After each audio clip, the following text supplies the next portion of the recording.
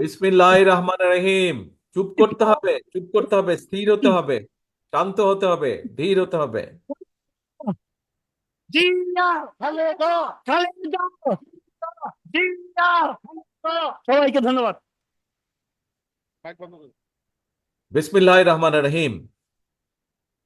আজকের এই জনসভার সম্মানিত সভাপতি, মঞ্চে উপস্থিত স্থায়ী কমিটির সম্মানিত সদস্য যেমন নজরুল ইসলাম খান, উপস্থিত সম্মানিত নেতা জনাব ফজলুর রহমান সহ উপস্থিত নেতৃবৃন্দ, মঞ্চে উপস্থিত আন্দোলনে শহীদ পরিবারের সদস্যবৃন্দ, উপস্থিত আন্দোলনে ক্ষতিগ্রস্ত পরিবারের সদস্যবৃন্দ, আমার সামনে উপস্থিত কিশোরগঞ্জবাসী, কিশোরগঞ্জের বিভিন্ন এলাকা থেকে আগত প্রিয় ভাই ও বোনেরা, আসসালাম আলাইকুম। প্রিয় ভাই বোনেরা, আজকে আমরা সকলে এই মাঠে, আপনারা এই যে হাজারো মানুষ এই মাঠে আপনারা একত্রিত হয়েছেন আজকে আজকে আমরা এখানে একটি মুক্ত পরিবেশে কথা বলছি, একটি ভয়হীন পরিবেশে আমরা সকলে কথা বলছি। একটু আগে আপনারা দেখেছেন মঞ্চে কিছু মানুষ কথা বলেছেন। কোন সেই মানুষগুলো? যেই মানুষগুলো স্বজনদেরকে তারা হারিয়েছেন বিগত স্বৈরাচার আন্দোলনের সময়। আমরা কিছু মানুষের বক্তব্য শুনেছি যারা নিজেরা শারীরিকভাবে ক্ষতিগ্রস্ত হয়েছেন, নির্যাতিত হয়েছেন, অত্যাচারিত হয়েছেন বিগত স্বৈরাচারের বিরুদ্ধে আন্দোলনের সময়। প্রিয় ভাই বোনেরা, এই যেই মানুষগুলোর কথা আমরা শুনেছি, সেই মানুষগুলোকে সম্মান জানানোর জন্য, শ্রদ্ধা জানানোর জন্য, সেই শহীদ পরিবারের স্বজনদেরকে, শহীদ পরিবারের সদস্যদেরকে সম্মান জানানোর জন্য আজ আমরা সকলে একত্রিত হয়েছি। এই যে যেই ভয়হীন পরিবেশে আজ আমরা এখানে আলাপ করছি, কথা বলছি, একত্রিত হয়েছি, সমবেত হয়েছি, এই শঙ্কামুক্ত পরিবেশে যে আমরা আজ একত্রিত হয়েছি, এই সময়টার জন্য বিগত 17 বছর এই দেশের মানুষকে অপেক্ষা করতে হয়েছে। এই পরিবেশটির জন্য দীর্ঘ 17 বছর এই দেশের মানুষকে আত্মত্যাগ করতে হয়েছে, সংগ্রাম করতে হয়েছে, প্রতিবাদ প্রতিরোধ গড়ে তুলতে হয়েছে। প্রিয় ভাই বোনেরা, আজকে এই কিশোরগঞ্জ জেলাতেই আমরা আমাদের 16 জন মানুষকে হারিয়েছি,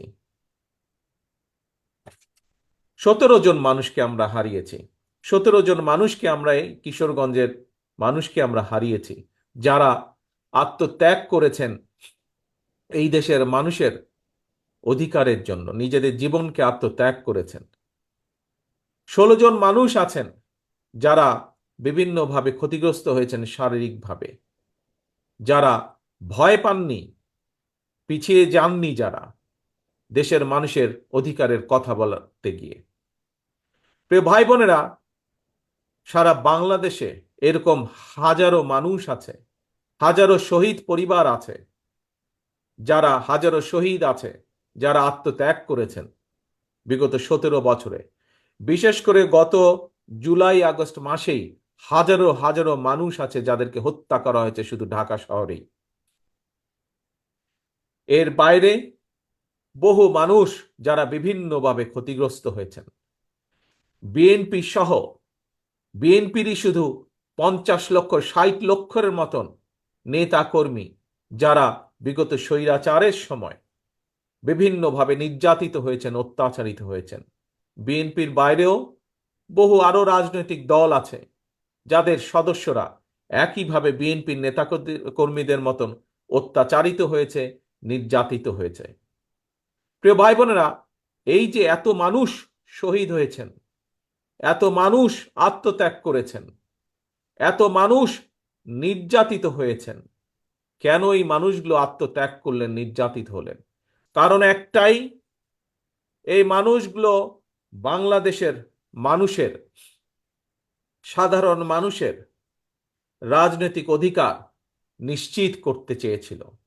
আমরা যে আজকে মুক্ত পরিবেশে কথা বলছি, এই রকম একটি মুক্ত পরিবেশের নিশ্চয়তা নিশ্চিত করতে চেয়েছিল এই মানুষগুলো। কিন্তু আমরা দেখেছি স্বৈরাচার দাবিয়ে রাখতে চেয়েছিল এই বাংলাদেশের মানুষকে। প্রিয় ভাই বোনেরা, এই বাংলাদেশের মানুষ দেখিয়ে দিয়েছে যে তারা গুলির সামনে নিজেদের বুক পেতে দিতে রাজি। তারপরেও বাংলাদেশের মানুষ স্বৈরাচারকে মেনে নিতে রাজি না, এবং সেই জন্যই হাজারো মানুষের আত্মত্যাগের বিনিময় আজ আমরা এই বাংলাদেশকে পেয়েছি।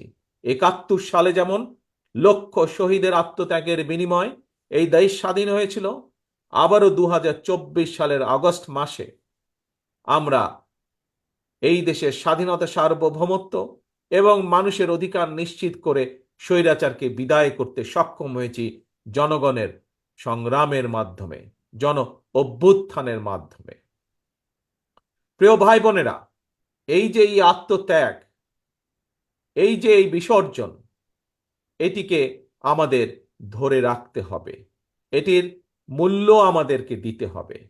আজকে সমগ্র বাংলাদেশের মানুষ একটি নতুন প্রত্যাশা নিয়ে সামনের দিকে তাকিয়ে আছে, ভবিষ্যতের দিকে তাকিয়ে আছে। অর্থাৎ বাংলাদেশের মানুষ যেই প্রত্যাশা নিয়ে সেই বিগত পতিত স্বৈরাচারের বিরুদ্ধে আন্দোলন করেছিল, সেই প্রত্যাশার প্রতিফলন ঘটাতে হবে।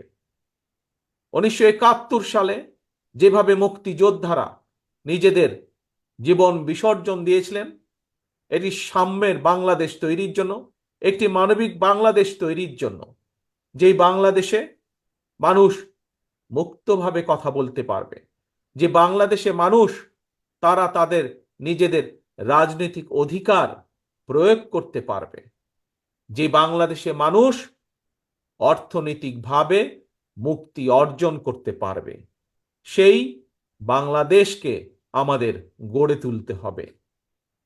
প্রিয় ভাই বোনেরা, আজ স্বৈরাচারের পতন হয়েছে। স্বৈরাচারের পতন হবার পরেও স্বৈরাচারের কিছু প্রেতাত্মারা কিন্তু এখনো দেশে রয়ে গিয়েছে। আমরা বারে বারে বলেছি, আমরা বারে বারে বলছি, আবারও বলেছি, আবারও বলতে চাই যে আজকে লাখো জনতার আত্মত্যাগের বিনিময় যে অন্তর্বর্তীকালীন সরকার প্রতিষ্ঠিত হয়েছে, এই সরকার জনগণের রাজনৈতিক যে প্রত্যাশা, জনগণের রাজনৈতিক যে অধিকার, যার জন্য বাংলাদেশের মানুষ বিগত ১৭ বছর ধরে সংগ্রাম করছে, সেই অধিকার যাতে সঠিকভাবে প্রতিষ্ঠিত হয়, তার জন্য তারা পদক্ষেপ গ্রহণ করবে। কিন্তু কিন্তু এটিও সতর্কভাবে খেয়াল রাখতে হবে আমাদেরকে যে তারা এই কাজটি, জনগণের এই কাজটি করতে গিয়ে, জনগণের রাজনৈতিক অধিকার প্রতিষ্ঠা যে কাজ, সেটি করতে গিয়ে এমন কোনো পরিস্থিতির উদ্ভব যেন না হয় যাতে করে অন্য স্বৈরাচার আবার কোনো ষড়যন্ত্র করার সুযোগ পায়। স্বৈরাচারের প্রেতাত্মারা বসে নেই, তারা তাদের ষড়যন্ত্রকে অব্যাহত রেখেছে। কাজে প্রিয় ভাই বোনেরা, গণতন্ত্রের পক্ষের সকল রাজনৈতিক দল, গণতন্ত্রের পক্ষের প্রতিটি মানুষকে আজ সতর্ক থাকতে হবে, সজাগ থাকতে হবে। একইভাবে যেরকম আমরা এই অন্তর্বর্তীকালীন সরকারকে সহযোগিতা করব, একই সাথে তাদেরকে, আমাদেরকে এটাও বলবে যে কোথায় কি সমস্যা হচ্ছে এবং কিভাবে তার সমাধান করতে হবে, সেই সহযোগিতা আমাদের তাদেরকে দিতে হবে। প্রিয় ভাই বোনেরা, আজকে সমগ্র বাংলাদেশের মানুষ প্রত্যাশা করছে, কি প্রত্যাশা করছে? যে তাদের প্রিয় দল বাংলাদেশ জাতীয়তাবাদী দল বিএনপি ইনশাল্লাহ জনগণের সমর্থন নিয়ে আগামীতে সরকার গঠন করতে সক্ষম হলে বাংলাদেশের মানুষের প্রত্যাশার যেই বাংলাদেশ, সেই প্রত্যাশার বাংলাদেশ গড়ে তোলার কাজ করবে। প্রিয় ভাই বোনেরা, গত কয়েকদিন ধরে আমি একটি কথা বলেছি, নিশ্চয়ই আপনারাও সেই কথাগুলো শুনেছেন, বিভিন্ন জনসভায় আমি বলেছি। আজ আপনাদের সামনেও সেই কথা বলতে চাই। আমরা একটি পর্যায় অতিক্রম করে এসেছি, যেই পর্যায়টা ছিল স্বৈরাচারের পতন ঘটিয়ে দেশের মানুষের কে মুক্ত করা। প্রিয় ভাই বোনেরা, স্বৈরাচারের পতন হয়েছে, বাংলাদেশের মানুষ স্বৈরাচার মুক্ত হয়েছে। একটু আগেই আমি বলেছি, স্বৈরাচারের পতন হয়েছে বলেই সকল বিপদ কেটে যায়নি, এখনো সামনে বিপদ আছে, আমাদেরকে এই ব্যাপারে সতর্ক থাকতে হবে। কিন্তু এর পাশাপাশি আমাদেরকে দেশ গড়ে তুলতে হবে, দেশকে ঐক্যবদ্ধ করতে হবে, দেশকে সামনে নিয়ে যেতে হবে। পৃথিবীর বুকে বাংলাদেশকে গড়ে তুলতে হবে একটি সম্ভাবনাময় দেশ, একটি সম্ভাবনাময় জাতি হিসাবে। প্রিয় ভাই বোনেরা, আমার বক্তব্যে আমি বলেছি যে শুধুমাত্র রাজনৈতিক মুক্তি হলে, রাজনৈতিক অধিকার প্রতিষ্ঠা হলেই সকল কিছু হয়ে যায় না। রাজনৈতিক ক্ষমতা অর্জন, রাজনৈতিক অধিকার প্রতিষ্ঠা পাশাপাশি আমাদেরকে বাংলাদেশের মানুষের অর্থনৈতিক মুক্তির সংগ্রামেও জয় যুক্ত হতে হবে। বাংলাদেশের মানুষের অর্থনৈতিক সংগ্রামেও আমাদেরকে জয় পেতে হবে। তাহলেই একমাত্র আমরা আমাদের যে আন্দোলন, সেইটির কাঙ্ক্ষিত লক্ষ্যে আমরা পৌঁছতে সক্ষম হব। প্রিয় ভাই বোনেরা, বাংলাদেশ, আমি বিশ্বাস করি দৃঢ়ভাবে, আমার সাথে বাংলাদেশের বহু লক্ষ কোটি মানুষ বিশ্বাস করে, বিশেষ করে আজকের তরুণ প্রজন্মের যারা সদস্য, তারা সকলেই বিশ্বাস করেন কি, যে এই বাংলাদেশটি এবং বাংলাদেশের মানুষ একটি সম্ভাবনাময় জাতি। এই বাংলাদেশ একটি সম্ভাবনাময় দেশ। শুধু প্রয়োজন সঠিক পরিকল্পনা, শুধু প্রয়োজন সঠিক নেতৃত্বের। প্রিয় ভাই বোনেরা, যদি আমরা রাজনৈতিক ক্ষমতা অর্জনের মাধ্যমে আমরা যদি সঠিক মানুষগুলোর হাতে এই দেশ এবং জাতির নেতৃত্ব তুলে দিতে সক্ষম হই, এই দেশের মানুষকে যদি আমরা সুযোগ করে দিতে পারি যে কারা তাদের নেতৃত্ব দিবে, সেই দায়িত্ব যদি আমরা মানুষের হাতে তুলে দিতে পারি, আমি ব্যক্তিগতভাবে বিশ্বাস করি তাহলে সেই দায়িত্বপ্রাপ্ত সঠিক ব্যক্তিবর্গ, সঠিক ব্যক্তিগণ এই জাতিকে সঠিকভাবে নেতৃত্ব দিতে পারবে। যেই নেতৃত্বের মাধ্যমে এই দেশের মানুষ একদিকে যেমন রাজনৈতিক অধিকার প্রতিষ্ঠিত করতে পারবে, একই সাথে অর্থনৈতিক মুক্তিও অর্জন করা সম্ভব সেই সঠিক ব্যক্তিদের নেতৃত্বের মাধ্যমে। প্রিয় ভাই বোনেরা, বাংলাদেশের প্রত্যেকটি, সমগ্র বাংলাদেশ যেমন একটি সম্ভাবনাময় দেশ, ঠিক একইভাবে আমি বিশ্বাস করি বাংলাদেশের প্রতিটি অঞ্চল, প্রতিটি জেলা একটি সম্ভাবনাময় এলাকা। আমরা আজ কিশোরগঞ্জে এই জনসভাটি অনুষ্ঠিত হচ্ছে আমাদের, আমরা যদি কিশোরগঞ্জে দেখি, আমার সামনে যত আপনারা হাজার হাজার যে মানুষ আজ এখানে উপস্থিত হয়েছেন, এই জনসভায় উপস্থিত হয়েছেন, প্রায় প্রত্যেকে আপনারা এখানে, হয়তো দু চারজন অন্য জেলার মানুষ থাকতে পারেন, কিন্তু অধিকাংশ মানুষ এখানে কিশোরগঞ্জ জেলার মানুষ। কিশোরগঞ্জ জেলার সম্পর্কে আমি, কিশোরগঞ্জ জেলা যে কিভাবে একটি বাংলাদেশের মধ্যে অন্যতম একটি সম্ভাবনাময় জেলা, আমি দু একটি কথা দিয়ে আপনাদের সামনে তুলে ধরতে চাই। প্রিয় ভাই বোনেরা, বোরো মৌসুমে আপনাদের এখানে প্রচুর ধান হয়। আপনারা কি জানেন, আপনারা কি জানেন যে এই যে হাওর এলাকায় বোরো মৌসুমে যে প্রচুর যে ধান হয়, আর বোরো মৌসুমে শুধু আপনারা যে ধান উৎপাদন করেন শুধুমাত্র কিশোরগঞ্জ জেলায়, সেটি সমগ্র বাংলাদেশের ভিতরে যে ধান উৎপাদিত হয় তার 16% ধান আপনারা উৎপাদিত করেন। তার মানে দেখুন কত সম্ভাবনাময় একটি জেলা। সমগ্র দেশের 16% ধান একটি অঞ্চলেই আপনারা উৎপাদিত করেন। যদি সঠিক পরিকল্পনা গ্রহণ করা সম্ভব হয়, সঠিক পরিকল্পনা গ্রহণ করা যায় যদি এই ধান যেই কৃষক ভাইয়েরা উৎপাদন করছেন তাদেরকে যদি রাষ্ট্রের পক্ষ থেকে সঠিকভাবে সহযোগিতা প্রদান করা যায়, তাহলে এই 16%কে আমরা আরো বেশি, হয়তো 20% আমরা করতে সক্ষম, 25% আমরা করতে সক্ষম, কৃষকদেরকে সঠিকভাবে যদি সহযোগিতা করতে সক্ষম হই আমরা। প্রিয় ভাই বোনেরা, আসুন এবার কিশোরগঞ্জের আরেকটি সম্ভাবনার দিক আমরা দেখি। এখানকার যে অষ্টগ্রাম বলেন, ইটনা বলেন, মিঠাপুকুর বলেন, এই এলাকার যে বিশাল হাওর আছে, এই হাওরে বিভিন্ন প্রকারের মাছ উৎপাদিত হয়। এখানে বাংলাদেশের যে মিঠা পানির যে মাছের চাহিদা, এই মাছের চাহিদার বিশাল ভান্ডার হচ্ছে এই এলাকাটি। এখানে রুই বলেন, কাতল বলেন, বোয়াল বলেন, আইল বলেন, বিভিন্ন প্রজাতির মাছ এই হাওর এলাকা হয়। প্রিয় ভাই বোনেরা,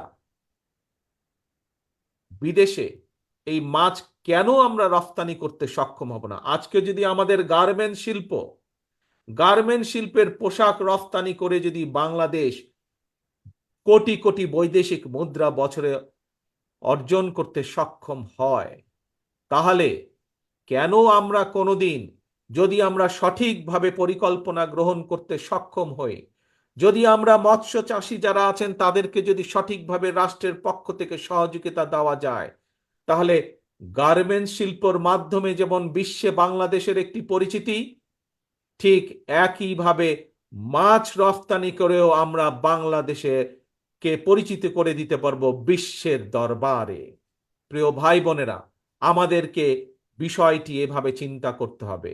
আমরা যেমন বাংলাদেশের মানুষের মাছের চাহিদা পূরণ করতে সক্ষম হব, ঠিক একইভাবে আমরা আমাদের এই মাছ বিদেশেও রফতানি করতে সক্ষম হব, যার মাধ্যমে শুধু যে বৈদেশিক মুদ্রা অর্জিত হবে তা নয়, এই মাছ রফতানির যে বিভিন্ন প্রক্রিয়া আছে, এই প্রক্রিয়ার মাধ্যমে আমরা হাজারো লক্ষ ভাই বোনের কর্মসংস্থানের ব্যবস্থা আমরা করতে পারব। প্রিয় ভাই বোনেরা, এই কাজগুলো কে করতে পারবে? এই কাজগুলো তারাই করতে পারবে যারা জনগণ দ্বারা নির্বাচিত হবে এমন একটি সরকার করতে পারবে। কারণ সেই জনগণের সরকারের বাধ্যবাধকতা থাকবে জনগণের কাছে, জবাবদিহিতা থাকবে জনগণের কাছে। যেহেতু তাদের জবাবদিহিতা থাকবে জনগণের কাছে, সেই জন্য জনগণের অভাব অভিযোগ তাদেরকে দেখতে হবে, শুনতে হবে। সেই জন্য জনগণের সমস্যা তাদেরকে দেখতে হবে, জনগণের দুঃখ কষ্ট তাদেরকে দেখতে হবে। আমাদের যুবক সমাজের বেকার যারা থাকবে তাদের কর্মসংস্থানের ব্যবস্থা সেই জনগণের সরকারকেই করতে হবে। সেই জন্যই প্রয়োজন জনগণের সরকার, সেই জন্যই বাংলাদেশে প্রয়োজন বাংলাদেশের মানুষের কাছে জবাবদিহিমূলক একটি সরকার, যারা বাধ্য থাকবে জনগণের কাছে। এবং সেই জন্যই সেই অধিকার প্রতিষ্ঠিত করতে হবে ভোটের মাধ্যমে, এবং সেই অধিকার প্রতিষ্ঠিত করতে হবে জনগণের মাঝ থেকে। জনগণের জন্য সেই অধিকারকে প্রতিষ্ঠিত করতে হবে যে কোনো মূল্যে। আজকে যে শহীদ পরিবারগুলো আমাদের সামনে আছে, এই পরিবারের সদস্য যারা শহীদ হয়েছেন, তারা এই অধিকার অর্জনের জন্যই শহীদ হয়েছেন। আজকে যে মানুষগুলো পঙ্গু হয়ে আমাদের সামনে মঞ্চে বসে আছে, তারা জনগণের এই অধিকারকে প্রতিষ্ঠিত করার জন্যই আজ এই ক্ষতির সম্মুখীন হয়েছেন। যেদিন বাংলাদেশে মানুষের এই অধিকার প্রতিষ্ঠিত হবে, সেদিন তাদের এই ত্যাগের সঠিক মূল্যায়ন করা হবে। প্রিয় ভাই বোনেরা, আপনাদের এই কিশোরগঞ্জের আরেকটি সম্ভাবনা আছে, যে সম্ভাবনাটি আমি আপনাদের সাথে তুলে ধরতে চাই। হয়তো অনেকেই সেই সম্ভাবনাটি বিষয় অনেকেই জানা নেই, কারণ এইটির ব্যাপারে খুব বেশি প্রচার বা প্রসারও নেই। সেটি কি হচ্ছে? সেটি হচ্ছে কিশোরগঞ্জের অষ্টগ্রামের যে পনির। এই পনিরের কথা জানেন অনেক মানুষ, কিন্তু বহু মানুষ জানেন না। এই পনিরকে আমরা বিশ্বে পরিচিত করতে পারি, এই পনিরের উৎপাদনের মাধ্যমে যদি সঠিক সঠিক পরিকল্পনা গ্রহণ করা হয়, তাহলে বিশ্বের বুকে এই পনিরকে আমরা ছড়িয়ে দিতে পারি। এবং বিশ্বের বুকে ছড়িয়ে দিয়ে যেমন আমরা সুনাম অর্জন করতে পারি শুধু পনির ছড়িয়ে দেওয়ার মাধ্যমে, সবচেয়ে বড় যে বিষয়টি অর্জিত হবে এর মাধ্যমে, বহু ভাই বোনের কর্মসংস্থানের ব্যবস্থা করতে আমরা সক্ষম হব। প্রিয় ভাই বোনেরা, আমি আগেই বলেছি, বাংলাদেশ জাতীয়তাবাদী দল বিএনপির প্রধান যেই লক্ষ্য, একটি হচ্ছে জনগণের রাজনৈতিক অধিকার প্রতিষ্ঠার সংগ্রাম। একই সাথে আরেকটি যে প্রধান লক্ষ্য, সেটি হচ্ছে জনগণের অর্থনৈতিক মুক্তি অর্জন। আমরা জনগণকে সমগ্র বাংলাদেশের, আমরা স্বৈরাচারের আমলে দেখেছি তাদের কিছু কিছু লোককে তারা অনেকভাবে অনেক কিছু করেছে। এরই ভিতরে আপনারা দেখেছেন কিভাবে বিদেশে তাদের শত শত বাড়ি ঘর তারা তৈরি করেছে এই জনগণের অর্থ পাচার করে বিগত 17 বছর ধরে। কিন্তু বিএনপি গুটি সংখ্যক লোক না।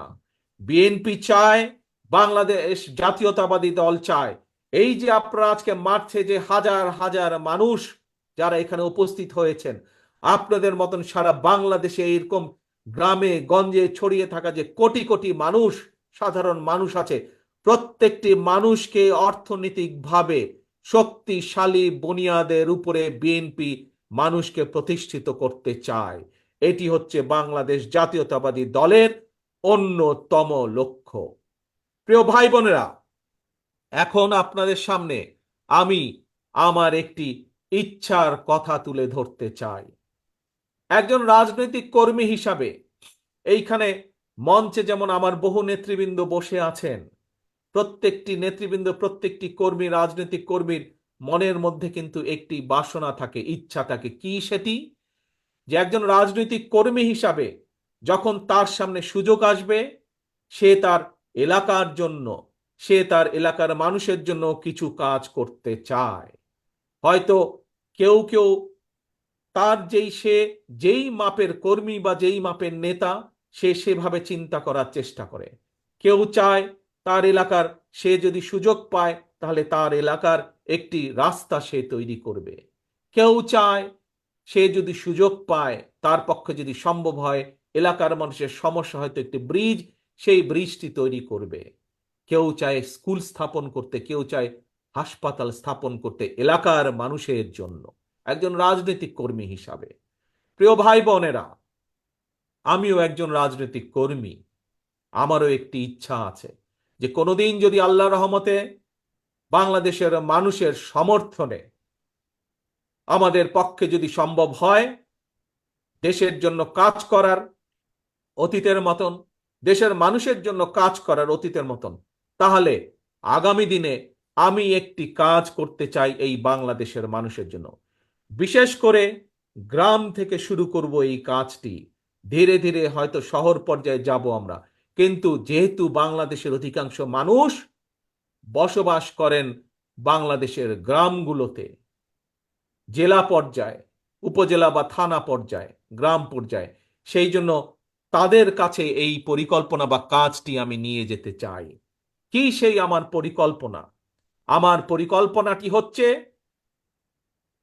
প্রত্যেকটি পরিবারের জন্য, মানুষ নয়, পরিবার হিসাবে আমরা বাংলাদেশে কতগুলো পরিবার আছে সেই পরিবারগুলোকে আমরা নির্দিষ্ট করব এবং প্রতি পরিবারকে আমরা রাষ্ট্রের পক্ষ থেকে একটি ফ্যামিলি কার্ড দিব। কি কার্ড? ফ্যামিলি কার্ড দিব।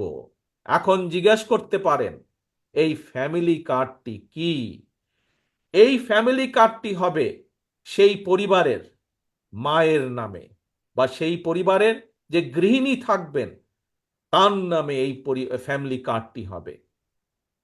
রাষ্ট্রের পক্ষ থেকে আমরা গ্রাম থেকে শুরু করে থানা, জেলা পর্যায় পর্যন্ত আমরা প্রত্যেকটি পরিবারকে চেষ্টা করব একটি পরিবারের মাসিক যে প্রয়োজনীয় খাদ্যদ্রব্য যেগুলো প্রয়োজন, তার মধ্যে কিছু সংখ্যক খাদ্যদ্রব্যের একটি নির্দিষ্ট পরিমাণ সহযোগিতা করার জন্য, যাতে করে প্রত্যেকটি পরিবারের উপরে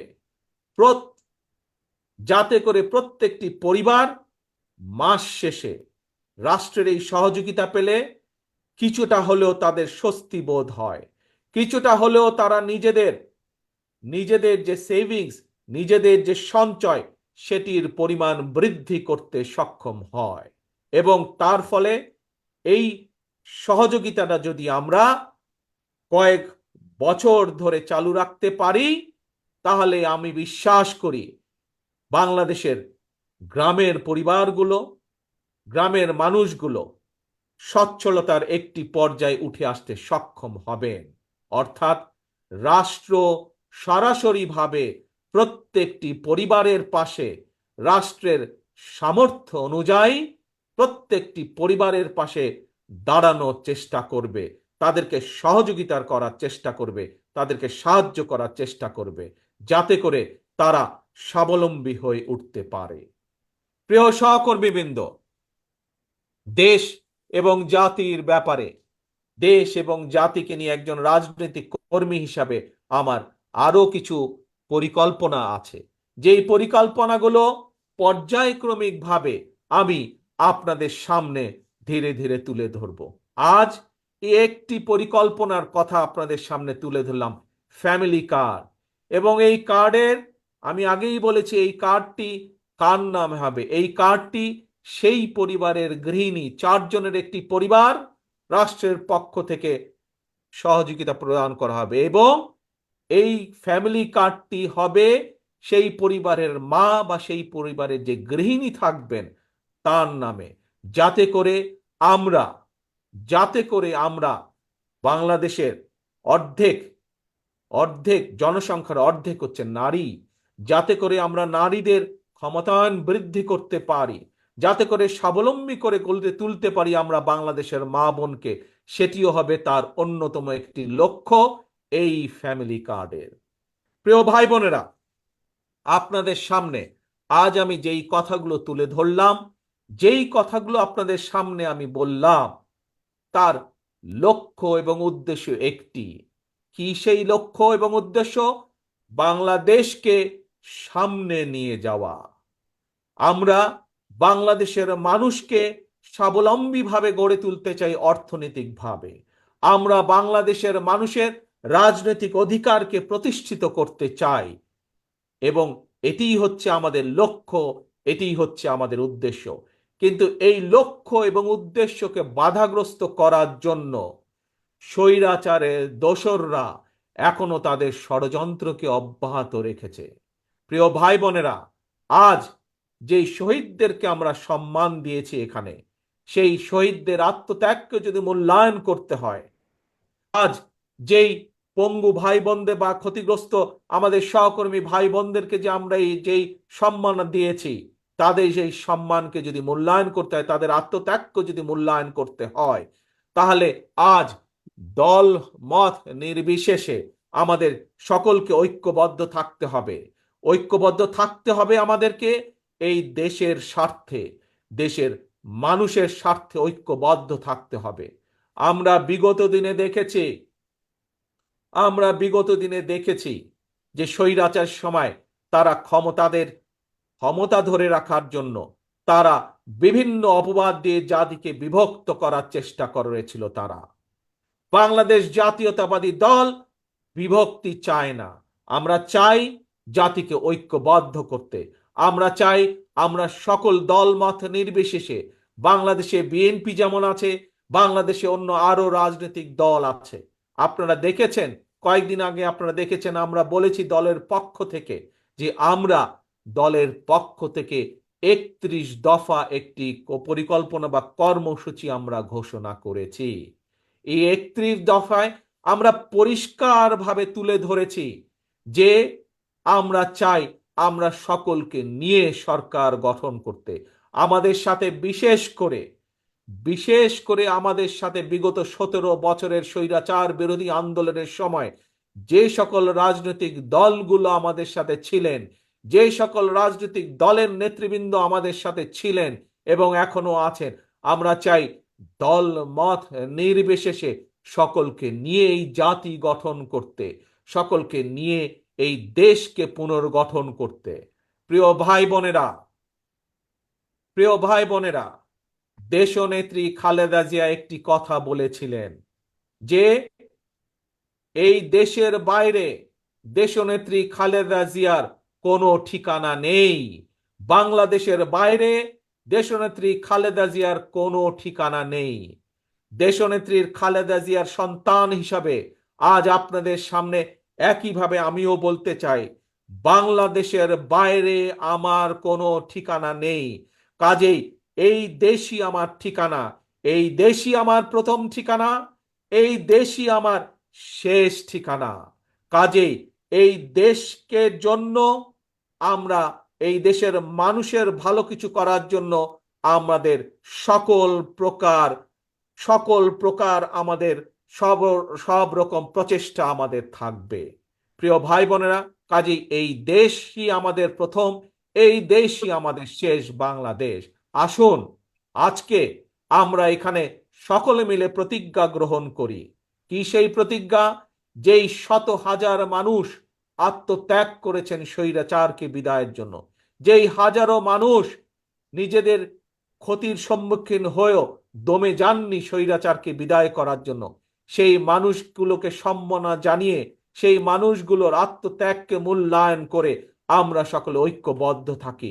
কেউ যাতে আমাদের ঐক্য নষ্ট করতে না পারে, কেউ যাতে আমাদেরকে পিছিয়ে দিতে না পারে, সেই ব্যাপারে আমাদেরকে সজাগ থাকতে হবে, সেই ব্যাপারে আমাদেরকে সতর্ক থাকতে হবে। প্রিয় ভাই বোনেরা, আবারও আসুন আমরা আমাদের প্রত্যাশিত বাংলাদেশকে গড়ে তোলার জন্য, আমাদের সেই প্রত্যাশিত মুক্তি যা আমরা অর্জন করেছি সেটিকে ধরে রাখার জন্য আমরা আবারও সকলে যাতে ঐক্যবদ্ধ থাকতে পারি, যে কোনো মূল্যে আমরা ঐক্যবদ্ধ থাকতে পারি, সেই প্রত্যাশা রেখে আমি আমার বক্তব্য শেষ করছি। ইনশাল্লাহ আপনাদের সাথে আবারও দেখা হবে, আবারও কথা হবে। আল্লাহ হাফেজ। বাংলাদেশ জিন্দাবাদ, বাংলাদেশ জাতীয়তাবাদী দল জিন্দাবাদ।